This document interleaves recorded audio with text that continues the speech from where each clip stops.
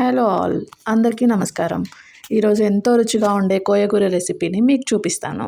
అయితే వర్షాకాలం వచ్చిందంటే మనకు జలుబు, దగ్గు ఇలా ఇమ్యూనిటీ తక్కువగా ఉన్న వాళ్ళకు చాలా ప్రాబ్లం అవుతుంది. సో ఇలాంటి ఆకుకూరలు తిని ఇమ్యూనిటీని పెంచుకోండి. మొదటిగా ఒక ఖాళీ గిన్నెను తీసుకొని అందులో ఉల్లిపాయలు, ఒక పెద్ద సైజు ఉల్లిపాయ, రెండు టమాటాలు, కరివేపాకు, వెల్లుల్లిపాయలు ఇవన్నీ వేసుకోవాలి.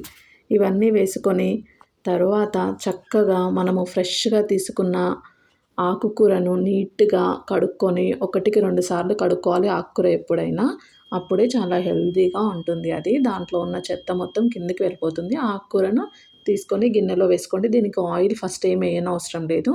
జస్ట్ అన్నీ ఒక గిన్నె తీసుకొని అన్నీ నేను చెప్పినవన్నీ టమాటా, ఆనియన్, ఎండుమిర్చి, కరివేపాకు, ఈ ఆకుకూర తీసుకొని అన్నీ ఒక లేయర్లా పెట్టుకోండి. తర్వాత దానిపైన ఉప్పు, సరిపడా ఉప్పు, కారం, ఒక 2 టీ స్పూన్ల కారం, ధనియాల పొడి, మీకు కారం ఎంత సరిపోతే అంత వేసుకోండి. ఇంకా ధనియాల పొడి మరియు జీలకర్ర మెంతుల పొడి, ఇది చాలా ఎక్స్ట్రా ఫ్లేవర్ని యాడ్ చేస్తుంది దీనికి. కొంచెం పసుపు, ఇవన్నీ వేసుకొని ఒక 5 to 10 మినిట్స్ కాసేపు ఉడకనివ్వండి. ఉడికిన తర్వాత దాంట్లో నుంచి నీళ్ళు ఊరుతాయి.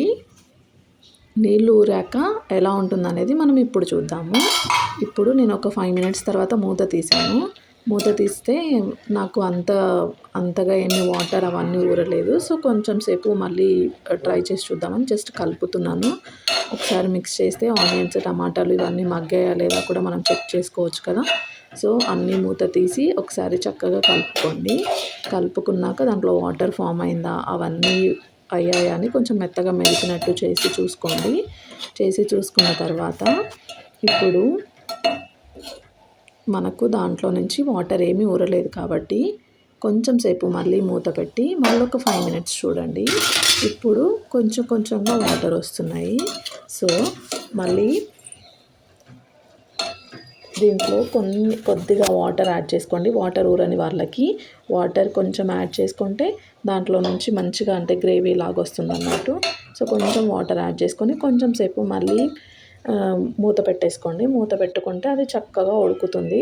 మంచిగా ఆకుకూరను ఎప్పుడైనా ఉడికించాలి. ఉడికిస్తే దాని టేస్ట్ ఇంకా బాగుంటుంది. సో కొద్దిసేపు ఉడికించిన తర్వాత ఒకసారి మళ్ళీ కలియబెట్టుకోండి.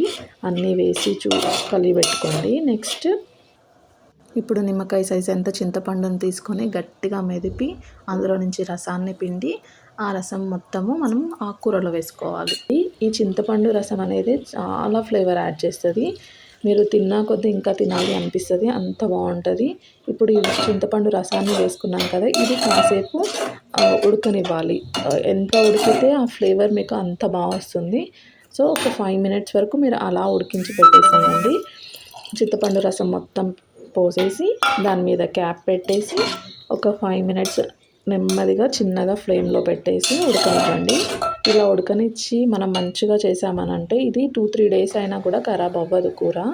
సో నేను ఇంతసేపు పెట్టి ఉడికించాను.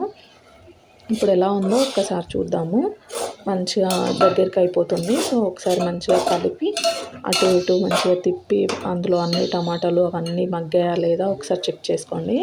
అన్నీ మంచిగా మగ్గాయి, అంతా బాగుంది అని అనుకుంటే ఇప్పుడు దానికి పోపు రెడీ చేసుకోవాలి. ఇది కొంచెం చల్లారనివ్వాలి.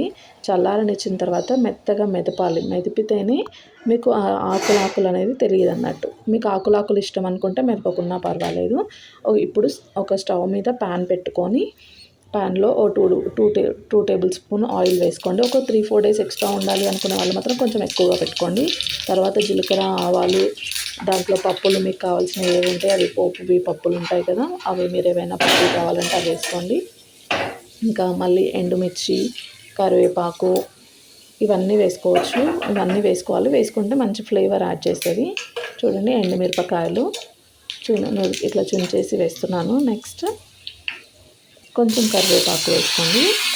కరివేపాకు వేసుకొని కలిపిన తర్వాత ఇప్పుడు ఆ ఆకుకూర ఉంది కదా, మీరు ఇంతసేపు ఉడికించుకొని దాన్ని దీంట్లో వేసేసుకొని చక్కగా కలిపేసుకోండి.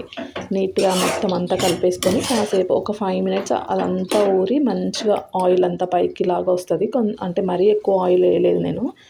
జస్ట్ ఈ రోజుకి యూస్ చేస్తున్నాం కాబట్టి ఎక్కువ ఆయిల్ యూస్ చేయకుండా వేసాము. సో ఒక 5 మినిట్స్ ఉంచేస్తే మన కూర రెడీ. తినేయండి ఇప్పుడు.